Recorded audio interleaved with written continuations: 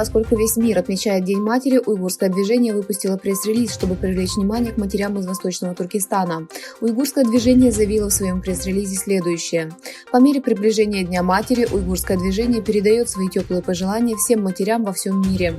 В нем также освещаются трудности, с которыми сталкиваются уйгурские женщины и дети в Восточном Туркестане в условиях продолжающегося геноцида, поощряемого китайским правительством.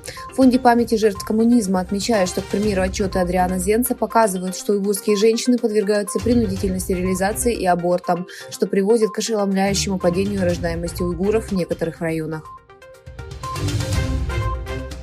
Городской совет Амстердама, столицы Нидерландов, на прошлой неделе большинством голосов городского совета принял решение не закупать камеры и некоторые высокотехнологичные товары, импортируемые из Китая.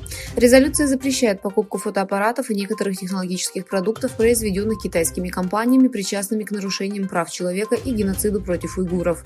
Проект резолюции представил Сулейман Куюнджу, депутат от голландской партии ДЕНК. В рамках вторжения китаизации Восточного Туркестана Кашгарская провинция сделала объявление о найме срочно необходимых талантов в 2023 году для размещения китайских поселенцев в регионе в провинции Кашгар под названием «Стратегия укрепления государства».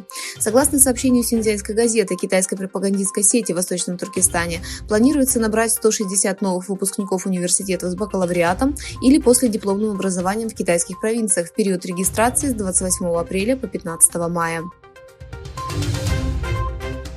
Китай изменил свою военную политику. Он повторно нанимает высококлассных ветеранов и набирает студентов высокотехнологичных колледжей, чтобы подготовить их к войне. С 1 мая Китай начал вводить новые правила призыва в армию для подготовки к войне, включая набор студентов высокотехнологичных колледжей и отзыв ветеранов-пенсионеров.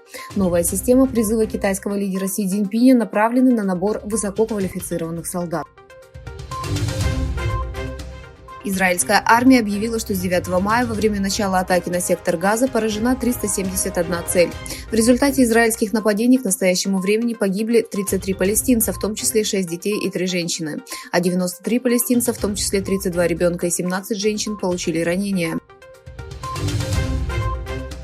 Голосование на президентских выборах и парламентских выборах 28-го созыва началось в 8 утра по всей Турции. Процедуры голосования на выборах, в которых примут участие 60 697 843 избирателя, завершатся в 17:00 по всей Турции.